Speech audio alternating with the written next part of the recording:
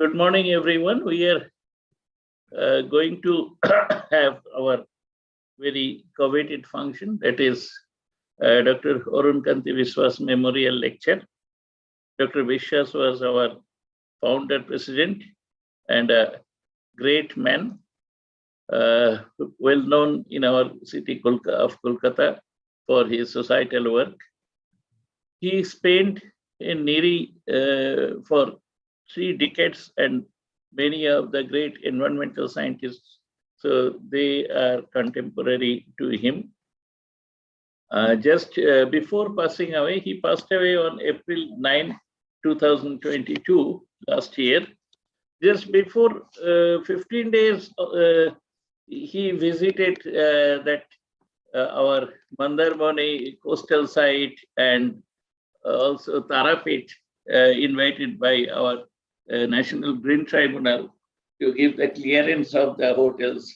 So that means during his lifetime, he was so active, almost even till the last days. So in memory of Dr. Viswas, we are hosting this lecture, and we are very grateful that we have got the most, you can say, prolific speaker for this event, most suitable, Dr. Atul Narayan Vaidya. He needs no introduction. Director Niri, and he is a great environmental scientist. He has got a lot of work in this, particularly the solid waste arena and other areas of environmental management. His topic is the remediation of the contaminated site.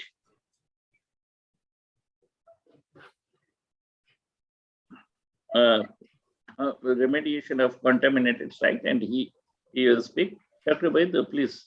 With me, the session chair, Dr. Asit Das, who is the head and of refinery R&D and development of Reliance Industries Limited. He is also there. Dr. Das, please show your face. Hey, Dr. Das. Have you joined? I hope you have joined. I think he has not joined. Oh, yes, he will be joining just now. Okay. So we can, but we can start this Okay. because we should be on time, all of us. Yeah, sure. Having other programs also. Yeah. Yes, please. I hope you can see that this was just beside me. Yeah. I just pray him, and then. Yes. Am I audible to all? Oh, surely. Okay, done. So surely we are making in YouTube also our channel, so that afterwards anyone can Sure, no issues. So thank you, Vivekananda Institute and Swamiji, for giving me this opportunity to deliver Arun Kanti Vishwas Memorial Lecture. Dr. Vishwas, we used to call him Dada. Vishwas Dada was a very senior scientist when I joined Niri, and I had a chance to interact with him so many times when most of the times he was placed in Kolkata, zonal center of Niri, but he used to frequently visit Niri headquarters at Nagpur also. And since he also worked on waste management, I also worked on waste management, so we had good interactions many a times. And then whenever he used to come to Nagpur, he would definitely meet me, and vice versa. Whenever I visited Kolkata, I would definitely meet him. And he was a nice person, very dedicated fellow. Apart from that, he was a very nice human being. Being a very good scientist and a person knowledgeable in his field, he was a very good human being, and he used to help everybody. And I would like to mention that he never sacrificed or he never compromised with his principles, and he would always fight for that. And that is the reason why he was known to many of us, in as well as in his circles in Kolkata. And he was a devoted, you can say devoted worker or great devotee of Vivekananda and ashram. And of course, most of the scientific workers or most of the scientists, they are naturally attracted by Vivekananda, and because the philosophy and the teachings of Swami Vivekananda are quite close to science, and therefore many of us, we are admirers, great admirers of Swami Vivekananda. So now with this beginning, and again I salute late Dr. Vishwas. And with this, I would start my lecture. I'm sorry that I'm not in my office, and I had to travel for some emergency work, and I'm adjusting from some other computers, so whatever are available, because I had already committed, and therefore I would like to apologize slightly for, otherwise the normal things are quite different, and I would have liked to personally visit and give this lecture there. So with this, I would start sharing my presentation.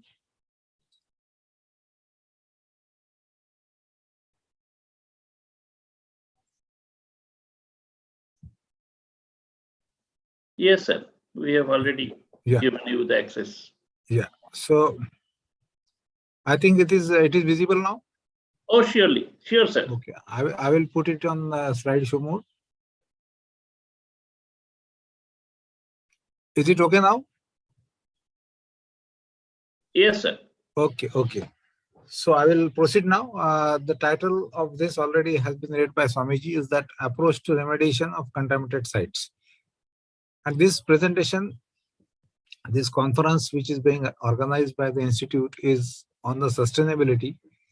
And I would like to first say something about the sustainability. Is that there are three basic components of sustainability. One is environmental soundness, second is economic viability, and third is social acceptability.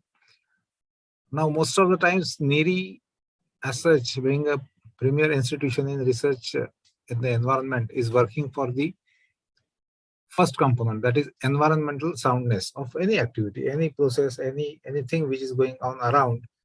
It is being we are studying all those things, the impacts of that on the sustainability. So we are dealing with the one component of the sustainability, that is environment. Now, sustainability has many aspects as far as the environmental is concerned. One is the most important.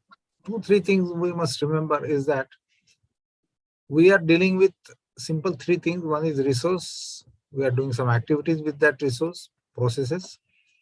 And then you get some desired results like product or services, and then you get some waste. And waste generation is in a way very inevitable because of the thermodynamic limitations on many issues.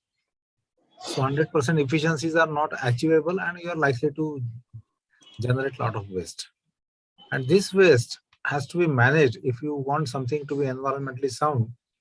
And therefore, waste management becomes a very important aspect of sustainability.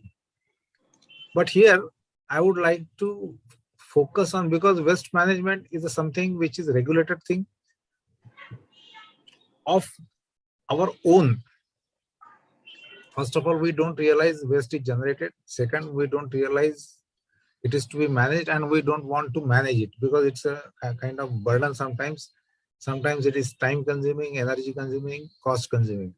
And therefore, waste management, there is a tendency in people or industries or people at large not to pay scientific and desired attention to the waste management. And therefore it is a regulated subject, in the sense there are regulatory norms, there are some regulations or some laws which govern the waste management, and it is mandatory to all. And in past, these laws were not there in strict sense, and therefore it has happened in the past that a lot of hazardous waste, lot of wastes were dumped indiscriminately in the environment. That time nobody realized what is the impact. But then these waste which were dumped, they started impacting the environment, and the impacts were seen later on after so many years. And therefore, such areas where these wastes were dumped or disposed are now referred as contaminated sites. Now, these sites are not suitable for any human or even animal utilization or even for agricultural purpose, because there are certain wastes which were dumped, and that has rendered these sites totally inaccessible and not viable for any kind of human activity. And we are talking today on the remediation of these such contaminated sites. So this is the brief background, and you cannot think of a sustainable environment unless you clear your past history of dumps, past history of waste management. I always give one example that if you are building a new house, a very, very good greenhouse kind of thing, but there is a dump around you, solid waste dump, that kind of building will not be called as sustainable building, because you are sitting on a dump. The dump has to be cleared from environmental point of view. So past deeds are to be corrected. So remediation is one of the most important aspects to establish sustainability of environment. This is what I'll be quickly going through. The outline of the presentation is contamination. What is contamination? What is remediation? What is assessment of contamination? What is remediation method, chemical remediation, approach, and implementation? These are the quick 6 or 7 areas, or you can say structure of this presentation is like this. I would like to go through this. So let us see, I have already described in details in the beginning that what is the contamination. Now there are natural resources. Now natural resource can be land, natural resource can be water, natural resource can be even air, but air is a very dynamic system, and therefore we are mostly worried about the water and land. So land or water, these are the major resources which are contaminated by past practice. And why it is contaminated? Not all, but many of the places, like hazardous waste was dumped. For example, I will show you some pictures later on, but then hazardous waste were indiscriminately dumped, or there were no regulation, or people were not aware for whatever reasons. Then nowadays what we call is persistent organic pollutants like DDT or SCH, gamma-oxime powder. These were also dumped. Many metal slags, metal wastes were dumped. Organic wastes were also dumped. Toxic waste like cyanide, acrylonitrile, many of the organic toxic wastes were also dumped. And therefore, because of this dumped in different places, natural resources like water and land, they have now different concentrations of the elements. They have become very susceptible. Then there is a lot of mobility to these things which were, like if something is soluble in water, it doesn't remain at the place, it goes to different places through that water. And chemical nature of the waste which is there, it causes a lot of problems. Even sometimes physical nature like asbestos, and sometimes some biological species also can create contamination. And with this all effect, finally, the natural resource which we are talking becomes unfit for agriculture, unfit for even cattle, unfit for even flora and fauna, and leave apart human utilization. When it is not unfit for cattle, agriculture, and flora fauna, obviously it is not fit for human utilization, and therefore there is a need to remedy such resources.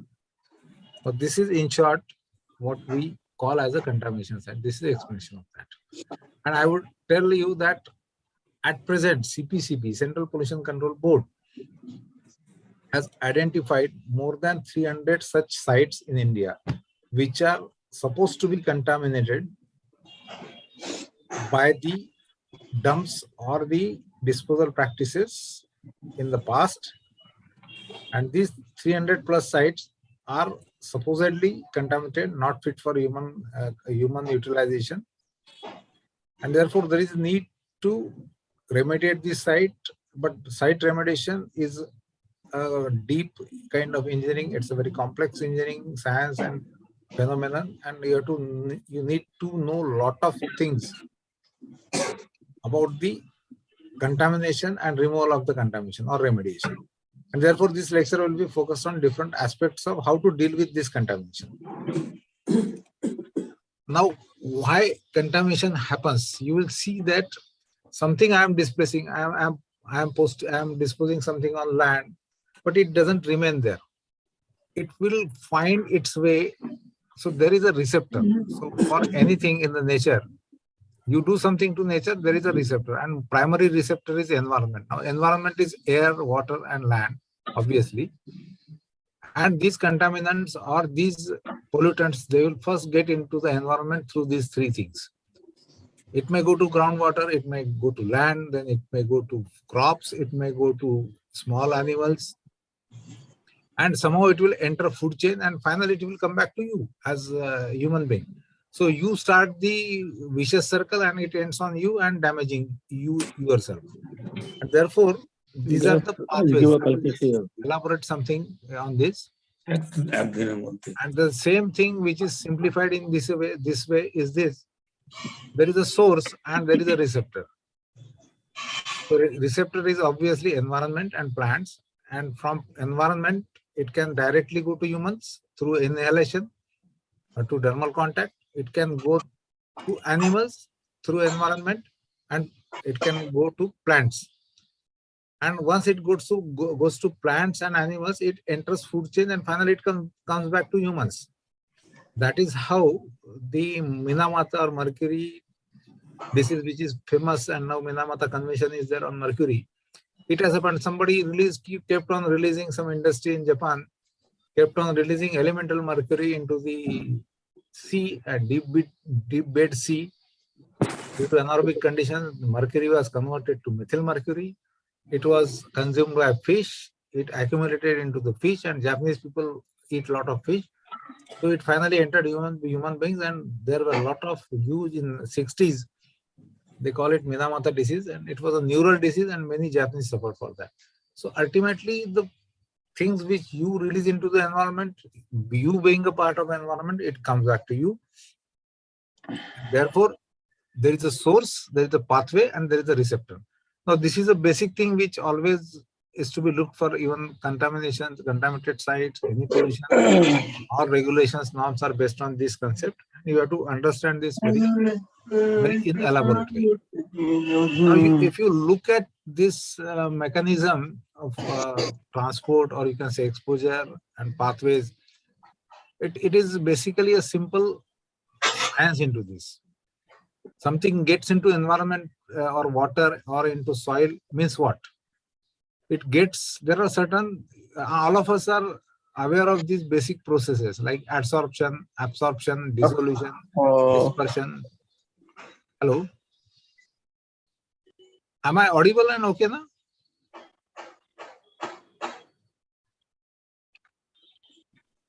Yes, sir, it is perfectly all right. Okay. Yes. Right. So dispersion, then some reactions, associations. So these are basic chemical or physico-chemical reactions or mechanisms through which any contaminant from source, it will get into the environment. It cannot, everything is dictated by physics and chemistry. Obviously, all of us are basically scientists and engineers. We do understand all these things. So finally, it will get into environment like air, water, and soil through some chemical processes or physical processes. And obviously, once it gets into environment, you can get, it will get into the food chain, and it will ultimately reach to human beings. Now, why I am saying this is that these are the ways to handle contamination. You must be technically equipped with and scientifically knowledgeable to understand all these phenomena. And nowadays, a lot of softwares are available, so everybody need not be expert in chemistry or chemical engineering, but he must know how to use these things. So that will precisely give you how a contaminant or pollutant is getting into the environment through different mechanisms. And these softwares are these are used for modeling the contaminant transport and all that. And this is again the same thing which for human exposure, if contamination is in air, it can directly get into human beings through inhalation. A very simple example which is well known, accident in India, that is Bhopal tragedy. It was direct inhalation of the methyl isocyanide which caused the deaths or the problems. Water also, through ingestion, you can consume a lot of pollutants through water because of ingestion. And soil is same thing, it is through water or it is through crops. And even some dermal or skin contact also can transfer some pollutants into human beings through adsorption and absorption mechanisms. Now, these are the pictures which I have taken. These are all my, you can see, we have visited as a Navy scientist. Some of the places, Dr. Vishwa Dada was also there with us in those teams. So since long we are working in these areas, and so you will find, because prior to 89, there were no rules, hazardous waste were dumps like this. Now these are the sites. You can see the different layers on right side upper corner. You can see how the contamination or the spread has gone to the depths of the different layers of the soil. Deliberately we have taken this photograph. You can see a fine white powder lying here, there on the plants, and in there, because it's all dumped off specification pesticide products which were dumped in the land. You can see even some gunny bags there.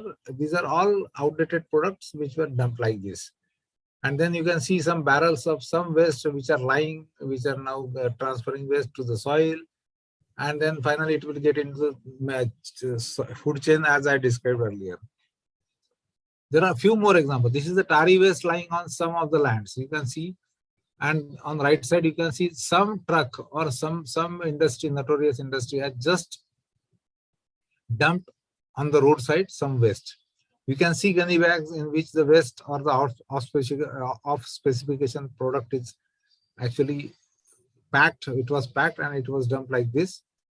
You can see this thing. These are all actual photographs. These are not from internet. These are not from any book.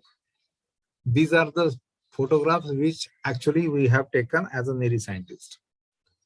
You can further see how water is contaminated. This is yellow color water is basically a chromium-6 contaminated water. This is in Chennai, near Chennai. There is a site where a lot of chromium sludge was dumped. Few lakhs tons of chromium sludge is dumped. And now it is getting into the, obviously chromium-6 is soluble in water and it gets into the water very easily. And then from water table, if you take out these things, you will get this yellow color water everywhere. This is totally contaminated with chromium-6. Bottom side, you can see a Coca-Cola colored water. This is from hand pump. This is not Coca-Cola or Pepsi-Cola or whatever you call it. It's not a soft drink.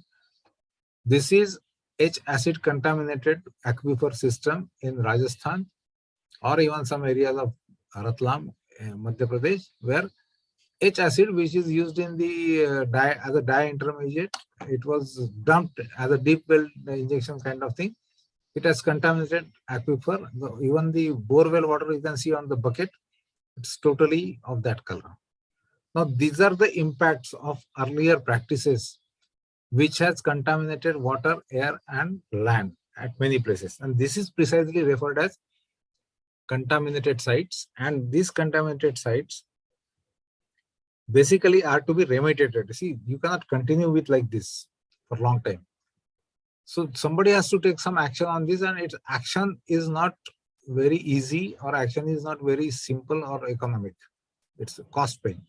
So always we say in our wisdom, traditional wisdom, that stitch in time saves time. This is like that. If you don't dump, then you save a lot of money. But if you dump, managing waste is much easier and much cheaper as compared to managing and removing remediation. So stitch in time saves time. This is a very good example of this. And once the disorder established, something dissolving into water, it's very difficult to get it out.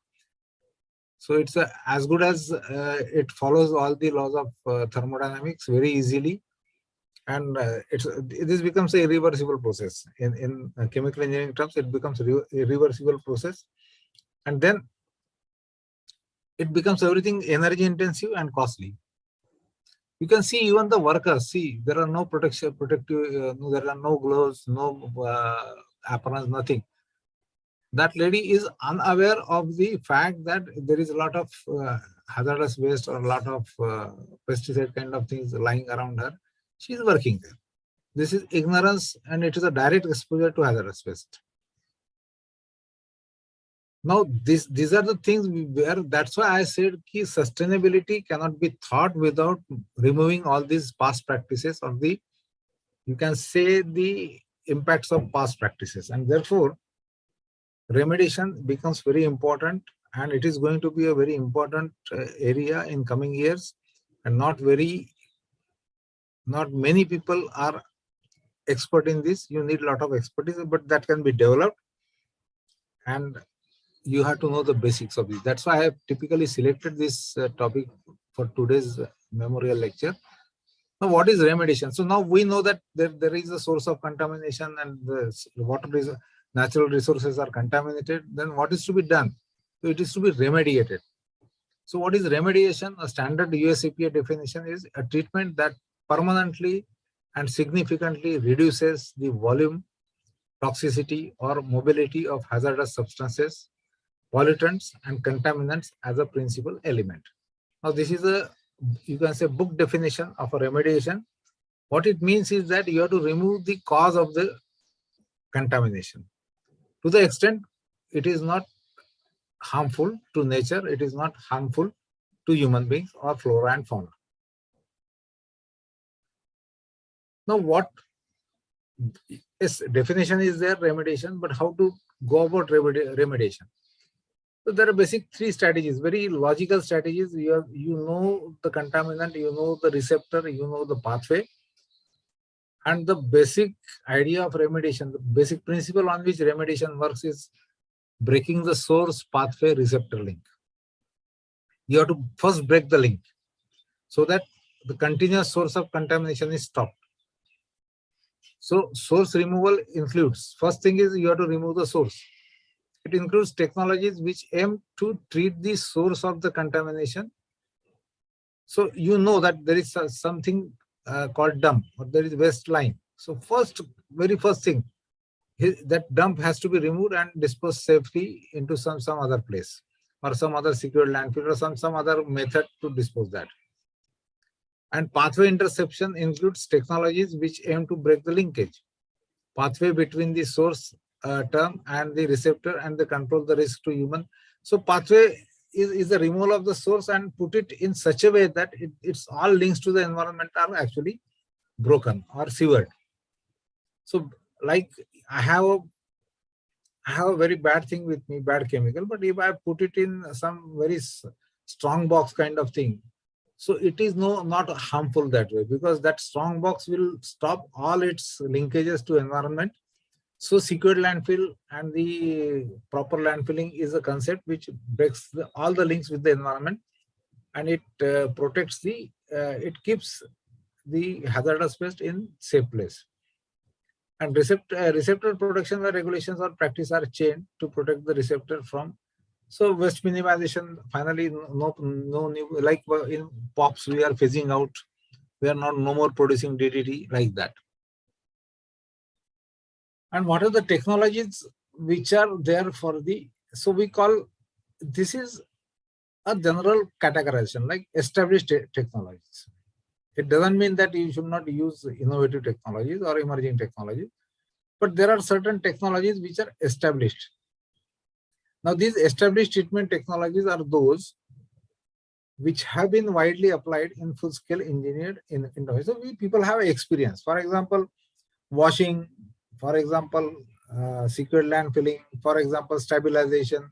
So these are the technologies which are well tried, proven in large scale also, and therefore these technologies can be used for remediation. So there are a number of such technologies. Now, innovative technologies means innovative remediation technologies can achieve the same result as established technologies at a lower cost. That means I have a freedom, there is no regulation on this. I have a freedom. If I do the same thing at lower cost and more efficiently, I will call it as an innovative technology. And there can be case-to-case basis, waste-to-waste basis. There can be a lot of innovative technologies developed, which are actually minor modifications of the established technologies. And there can be emerging technologies, new technology which is undergoing the proof of concept. Now, these are the things which are essentially developed. Technology is technology, remediation is remediation. But then from regulatory point of view, you have to differentiate between these. And so there are domains, or there are the sites where these three kinds can be used. Because there can be some contaminants where there are no technologies available, and therefore emerging technologies can be tried there. And therefore, we also need the concept of new technology which is undergoing the proof of concept. For example, there are certain electroremediation technologies which are not actually tested on large scale in the soil or in the lands. But yes, there are certain contaminants sometimes where you need this kind of technology, or at least these technologies are to be tried. And then if you select some technology, then again, if it is a land or if it is a water, you have to select whether you will go for ex situ treatment or in situ. These are two common things. Ex situ is the thing which takes place above the ground and away from the contaminated site. And in situ takes place within, as you can say, as is where is basis. Where the contaminant and where the land is or soil is there, you do something which remediates land in its place. You don't have to take out soil and take it to some another place. And therefore, ex situ treatment is the treatment takes place above ground. It requires excavation and the transport. If it is soil, you have to excavate the soil and it has to be transported to some treatment spot or the treatment area. And it can be either on site or off site. It can be taken a long distance also if there is no plant available. And generally less detailed site knowledge, because in this case you don't need site knowledge like geology and other things. You just have to see what you have to take out soil, treat it and put it back. But it is very costly and energy intensive, whereas in situ treatment is the risk management takes place in the ground, generally reduce site work. So you are injecting some culture, you are injecting some chemical in the ground or in the soil, or you are just tilling that soil here and there near about. So that is kind of treatment which we call in situ, where soil is not taking. Same case in case of water, you add something to aquifer and aquifer is getting, of course, very difficult, but then it is getting cleared or it is getting remediated. But pump and treat is kind of ex situ. You keep on pumping, treat it, and treated water is to be put back into the aquifer. That is pump and treat ex situ treatment. And again, there can be treatments can be biological. So exploitation of natural microbial populations to mineralize the contamination, generally cost effective but time intensive. There can be physical and physico-chemical treatment systems. These treatment technologies use process engineering principles to treat soil, generally high cost but greatly reduced time element. But in this case, cost is high, but then you can do it very quickly as compared to biological systems or natural systems. There can be thermal system, because there are certain contaminants which can be removed at low or high temperature. But obviously, when it is thermal system, it will be very energy intensive. But normally, what is found is that you need a treatment train or combinations of all these things. No single biological or physical system is capable enough to remediate the source, a natural resource, in complete way. And therefore, you need a lot of combination of physico-chemical, biological, or treatment systems, depending on the situation. One more thing, there cannot be any generalized rule. You have to know the site, you have to know the contaminant, and then it has to be a very site-specific treatment system. And in general, if you see that people see, you have to understand and accept. If you want to treat something very quickly, you have to pay money and you have to put in a lot of energy. So if your designated treatment system or designated treatment level is a threshold, I have seen in this graph, you can see the bottom just above x-axis, there is a line that is a desired concentration at which remediation has to be taken place. And if you want to achieve this in quick time, then you have to pay a lot of cost. And if you have to attain at low cost, you have to spend a lot of time. This is nature. This nature will not give anything you free. And therefore, natural attenuation systems, it will take care, nature will take care automatically, but then it will take longer time. So till that time, you have to sustain with that contamination. There is some in between, there are some technologies which are developed as permeable reactive barriers kind of thing. That is in between, but the designated design treatment, like I described, biological, physical, chemical, in situ, ex situ, this treatment system, if they are properly designed, you can do it in quick time, but then you have to pay substantially higher costs and energies.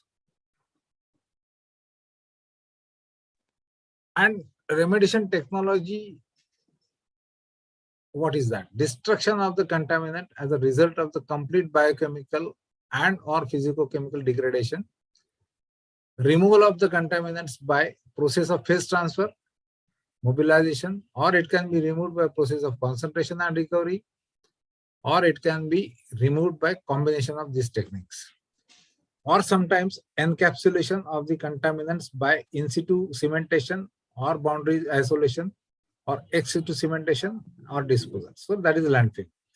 Cementation is nothing but you are just putting cement and solidifying the system in such a way that the contaminant is totally sequestered or arrested inside the matrix of the cement, and then it is totally cut off from the environment. So there are no ill impacts on the environment, and then you landfill it. So that is kind of cementation. And therefore, preference is for permanent removal of the contaminant from this environment. There can be systems, there can be technologies which will say, we just somehow stop the contamination. But we prefer complete removal of the contaminant, permanent removal of the contaminant from the environment. So recycling is preferred over destruction, or removal, or stabilization, or immobilization and containment. This is in the reverse order. So best way is to take out the contaminant, recycle it for the right purpose, or then destruct. These are the priorities or hierarchies. And then you have to look for high sustainability versus low sustainability, high cost versus low cost. Thus the problem is of cost benefit analysis. Finally, if somebody is doing something, it is to be technically sound, but it cannot be an exorbitant cost. So you cannot expect people to spend $1 trillion or trillion rupees into a small contamination problem. So you have to look for the via media. Ultimately, somebody has to, otherwise it should be not ruining the resources. Like the Japanese company which actually caused Minamata disease due to release of mercury is paying such a compensation that company no more exists. Company is just after the detection, company is just paying compensation and court cases, nothing more than that. So of course that was a very severe case and severe damage.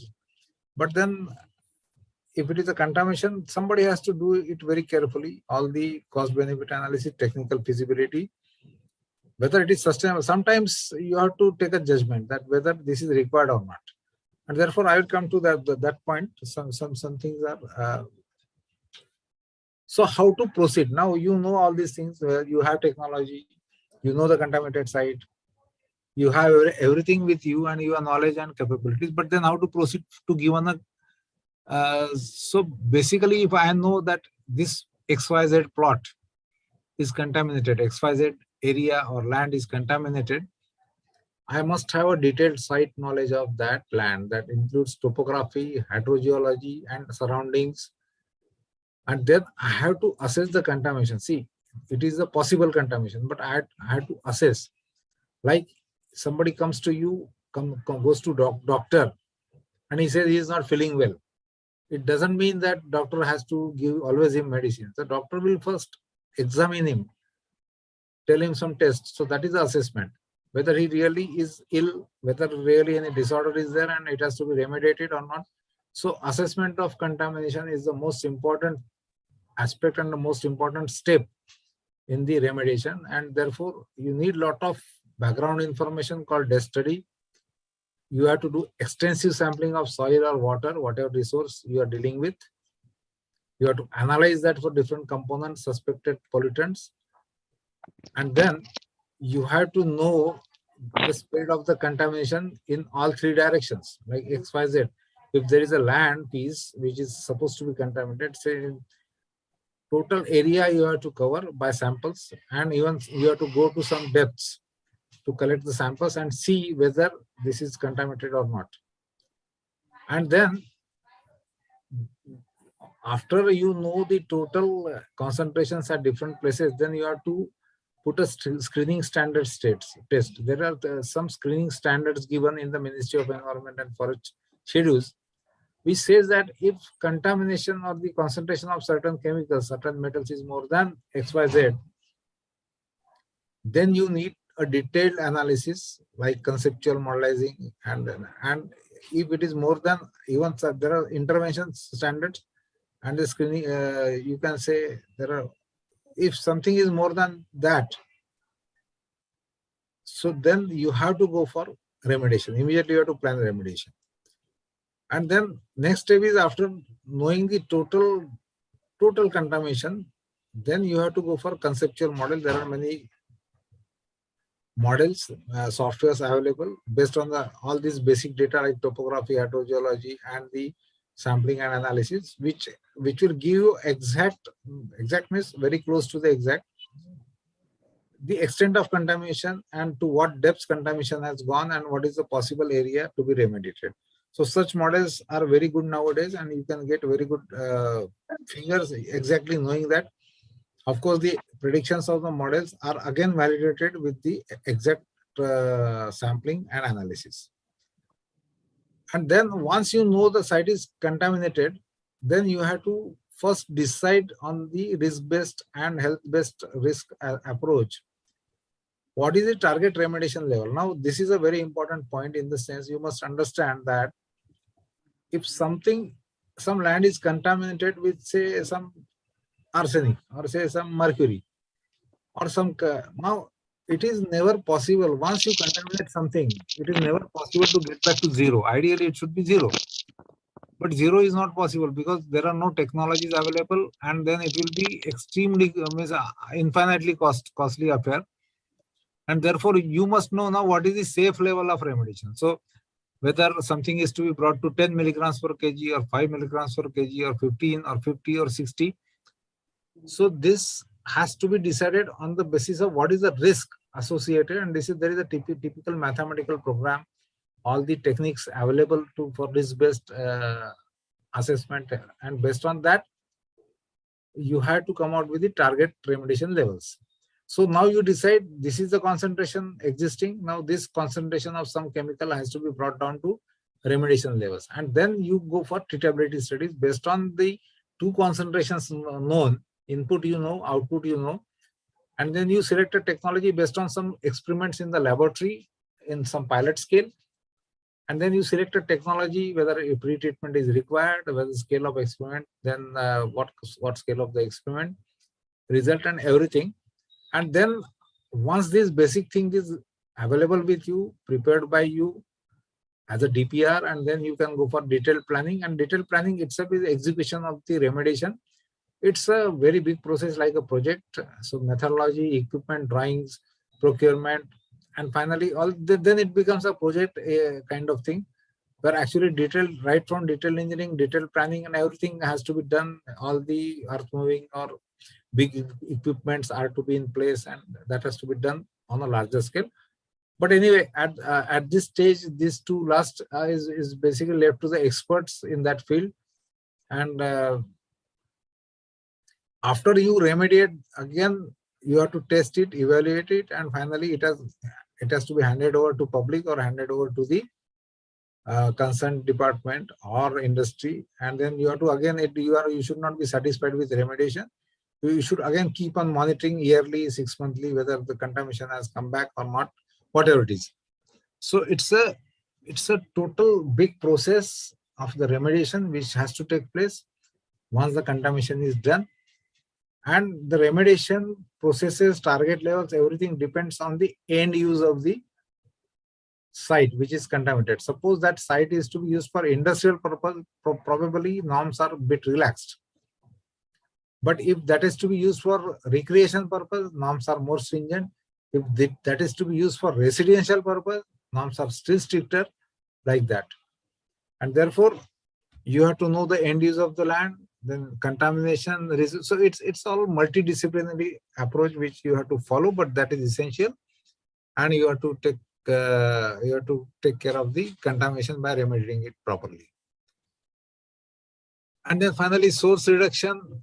You have to go for landfill.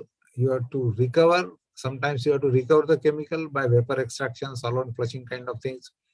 Even people use chemical oxidations like H2O2, KMnO4, pentons, ORC, advanced oxidation processes are also to be used sometimes. Stabilization, soil mixing, these are cementation, these are well-known techniques. Then excavation and thermal treatment are also well-known. And reduction, hydrogen reduction means chemical reduction. So hydrogen releasing compounds, carbon sources, all the things you have to explore all possible mechanisms, all possible physical processes, chemical processes, biological processes available for and we have to come out with the proper combination which gives you better efficiency at lower cost. So this is a chemical remediation. It can be biological remediation also. And so I tried to take a quick review of the remediation process in general, and I will just end with few slides on the actual thing which we had done at thermometer factory, which was contaminated. There was a land contaminated by the mercury, elemental mercury. Now this is a typical site. You can see appears to be very green everywhere. You can see greenery, but it is not that green because it is all contaminated with mercury. And mercury had come. There was a thermometer factory, and they were using in old times. We used to use mercury in barometers and in thermometers. And mercury handling area was actually fitted with exhaust fans to keep the work atmosphere clear. So mercury vapors were actually from exhaust fan. They were getting into the atmosphere and condensing immediately because of the cold climate outside. And they were condensing on the barks, on the ground, on the soil. And mercury being very heavy element, it used to be immediately condensed and settled down. So the contamination was of mercury in the area. Now this problem was identified and this was given to us because that time nobody knew how to deal with that. Even we were also not very expert in that, but then we had some idea. So then this is a mercury contaminated area. Now you can see there is a lot of vegetation, a lot of greenery, there's a whole jungle outside. That means it is sustaining that, but mercury is there. It is not a safe place. So just don't judge anything by greenery or don't judge anything by vegetation. And people many times claim that everything is very clean because there is a vegetation. No, there can be many contaminants there, although vegetation is there. So what we did, so first step is to do the extensive sampling, which I told you in the beginning. So samples of soil, sediments, water, lichen, bark, both. You can see now it's not limited to soil. It can go to sediments in the water nearby. You have to take water samples. You have to take lichen samples because it has gone to flora and fauna. We have taken samples of bark of nearby jungle. Even the complete jungle area was scanned for all these things. And then finally, we analyzed it for mercury in different matrices and through different analytical instruments. And you can see this is the area which this is the site location map you can see here. And we mapped it with the mercury concentration. Now you see that there are some blue areas, there are pink areas, there are red areas and something like that. So it depends on the concentration of mercury. So the areas which were red and pink, they were all actually high concentration of mercury. Some places 1000 milligram per kg also. And the blue and the green ones are the mercury was very less. Obviously, mercury being a very heavy element, it doesn't travel fast. And therefore, you can see the contamination was restricted nearby the actually factory premises those days. And based on the modeling, we found out that this is the plume of mercury, so extent of the mercury contamination we found out at different depths also and XYZ direction, which I said, which I told you in the beginning. And you can see this is based on the modeling and exercise. And we actually validated at the different places as per the model. And then we had come out with the remediation level of 20 milligrams per kg based on the risk assessment, based on the health risk assessment and end use of the site. We came out with the figure of, it was done by IIT, it was done by NIRI, it was done by some international experts, because that is a very important thing, which most disputed thing. And finally, it was settled down at 20 milligrams per kg is the target remediation level. So all the mercury contamination has to be brought to 20 milligrams per kg. And there are many places mercury concentration was even 1000 milligrams per kg, but that was to be brought to the 20 milligrams per kg. And based on this remediation level, then we found out, based on the mercury concentration, what is the, like mercury levels more than 500, area, volume of the soil, weight of the soil. Likewise, different areas we calculated what is the amount of soil to be remediated. This is all mathematics, but a lot of engineering is required for that. And then we carried out two processes we selected: washing of the soil to concentrate mercury in smaller fraction, and removal of the mercury by thermal processes like retorting, so that mercury is evaporated and condensed back to the original form. So it is removed from the soil. Then you add nutrients and compost to the soil, and it is put back to the actual place. That is, so this was the ex situ kind of treatment system, because for mercury it's difficult to have in situ treatment. And you can see all, I said treatability studies, pilot studies, everything was done extensively for 1 year. So we chalked out all the results and everything was finally decided.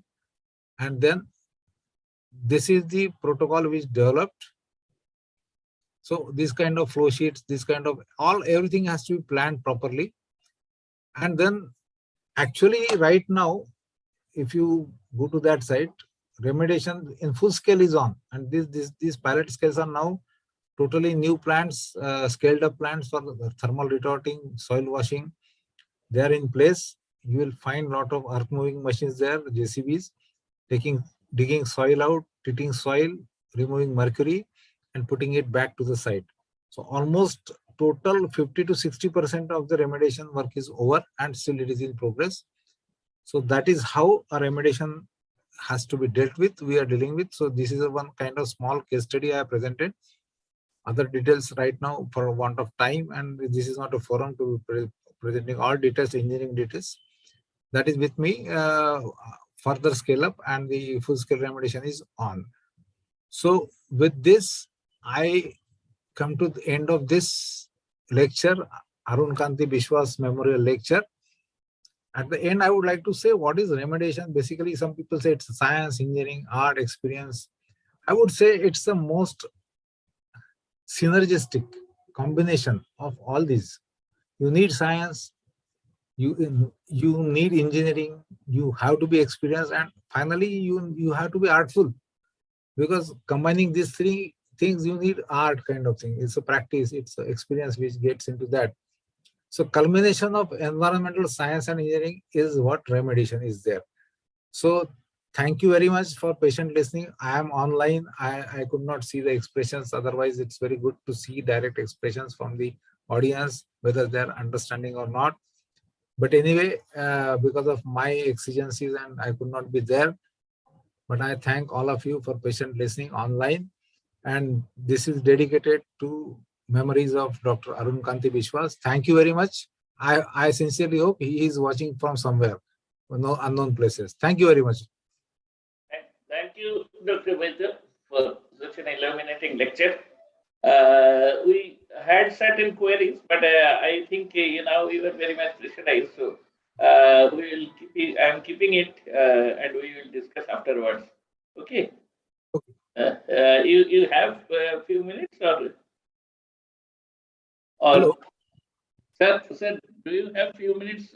I have few minutes, so you can, if there are some question answers, we can very well answer. There is no problem. Sir, actually, what happened is, that is around 20 years back, you know that our Kolkata, particularly our Ashram Vivekananda Institute, and also some of the parts, so that is very near to the site of the 538 tanneries. That Kolkata, Tiljala, Tapshia area, and your NIRI office is also, Kolkata office is also very near to that. So around 20 years back, the case was reported to us in our ashrama.